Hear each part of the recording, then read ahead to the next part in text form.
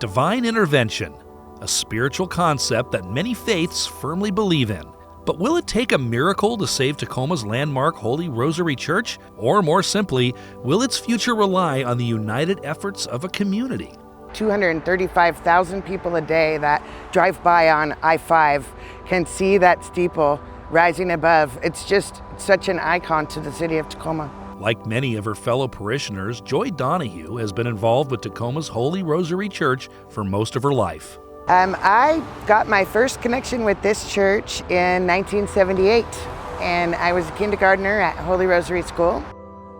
In August, the Archdiocese of Seattle announced that this nearly 100-year-old church would have to be demolished because of structural issues following a 2018 incident where a small part of the ceiling fell in.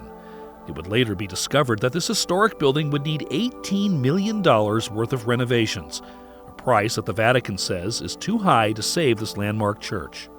I was completely devastated. It was very, very upsetting. We had expected perhaps a complete assessment to come out, maybe some more details about a bid for repairs.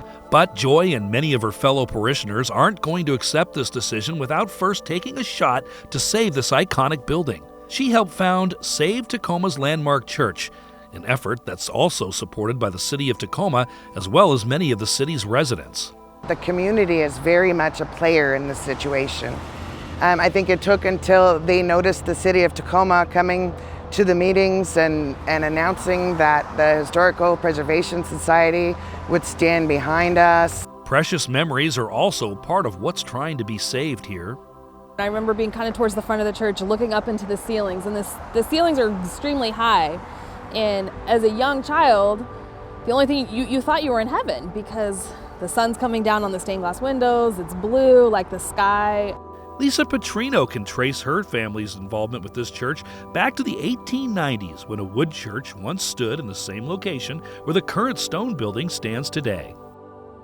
In fact, there's a window back there that is dedicated to my great-great-grandfather, John Papin.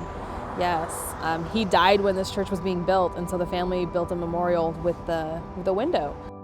Kelly McGoldrick also has a rich family history with the Holy Rosary Church. I've got lineage with this church. My family's been here. My family went to this church.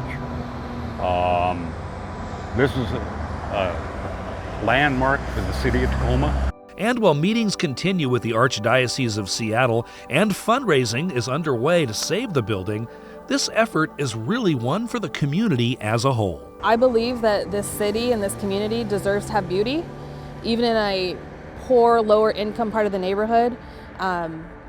People should be able to see the high spire, the beautiful stained glass, the statues that we have in there. It's for everyone, not just for myself or my family, but the whole community. For Northwest Now Digital First, I'm Chris Anderson.